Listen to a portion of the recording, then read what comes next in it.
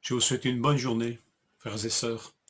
Que le Seigneur vous accorde une journée pleine de sens en sa présence. Ecclésiaste 3, verset 11. Tout ce que Dieu fait est beau en son temps. Et même, il a mis dans leur cœur la pensée de l'éternité, bien que l'homme ne puisse pas saisir l'œuvre que Dieu a faite, du commencement jusqu'à la fin. Quel livre que ce livre de l'Ecclésiaste. Nous parlions hier de sagesse. Eh bien, le livre de l'Ecclésiaste nous rappelle que la sagesse n'est ni aveugle ni insensible aux réalités qui l'entourent. Dieu règne, l'Ecclésiaste est un croyant. Et pourtant, ce monde et les hommes qui le peuplent semblent être soumis à la vanité, à des cycles immuables, des injustices répétitives, à un sort commun, la mort, qui envoie tout le monde au même endroit, indistinctement. En la matière, le sort de l'homme ne le distingue même pas de celui de l'animal. La sagesse est-elle cynique, désabusée, avec pour seule ligne de conduite « prenons plaisir à ce que nous faisons sur terre avant de disparaître », du style « mangeons et buvons, car demain nous mourrons ». Est-ce que c'est ça la sagesse de l'Ecclésiaste? Eh bien non. En tout cas, dans nos sociétés, on dirait que c'est cette sagesse qui prédomine. Dieu est exclu, et on dirait que notre seul horizon, c'est la mort. Alors, avant de mourir, bien vivons intensément, du moins si on en a les moyens. Un petit peu une idéologie du désespoir, ou une joie désespérée. C'est pas la voie que nous montre en tout cas ce livre. Mais c'est quand même notable, on devrait souligner que dans la société de l'Ecclésiaste, c'est une société beaucoup plus religieuse que la nôtre. Et pourtant, les constats sont pratiquement les mêmes. En fait, l'Ecclésiaste nous rappelle Dieu et la crainte de Dieu, et pas les rites de la religion d'Israël. C'est Dieu qui donne du sens.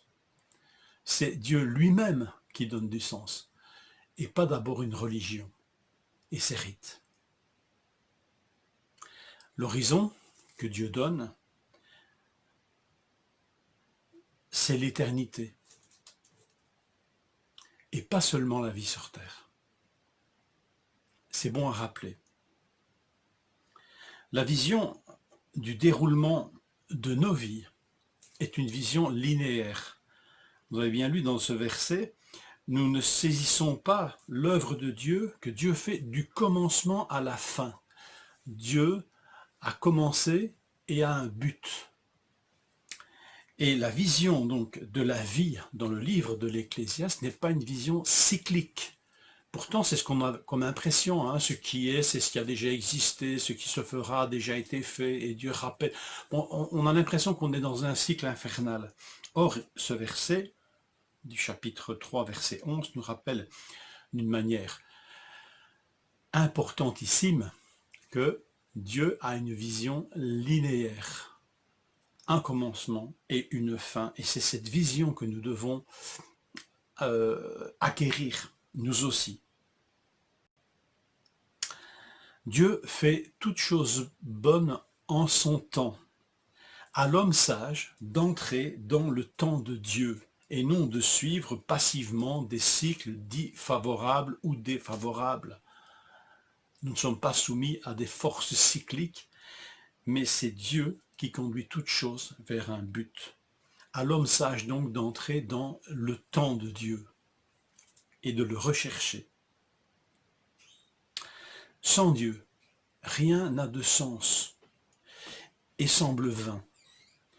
Pourquoi l'homme est-il confronté à cette réalité déprimante de la vanité ou de l'absence de sens dans ce monde? On peut y voir en tout cas un effet de la grâce de Dieu, pour que l'homme cherche ce sens sans lequel tout est vain. Et c'est Paul dans l'Épître aux Romains qui nous rappelle peut-être utilement cette réalité. Je lis ceci dans Romains 8, versets 20 à 21. « Car la création a été soumise à la vanité, non de son gré, mais à cause de celui qui l'y a soumise, avec une espérance. Cette même création sera libérée de la servitude, de la corruption, pour avoir part à la liberté glorieuse des enfants de Dieu. La création dont l'homme fait partie intégrante a été soumise à la vanité et à l'absence de sens, mais avec une espérance de libération à vivre pour ceux qui se réconcilient avec le Père qui les a créés. La liberté des enfants de Dieu. Dieu a soumis la création à la vanité pour que les hommes cherchent ce sens, et en découvrant ce sens, Dieu, alors ils retrouvent une pleine liberté et sortent de ce cycle, de ce sentiment de cycles infernaux.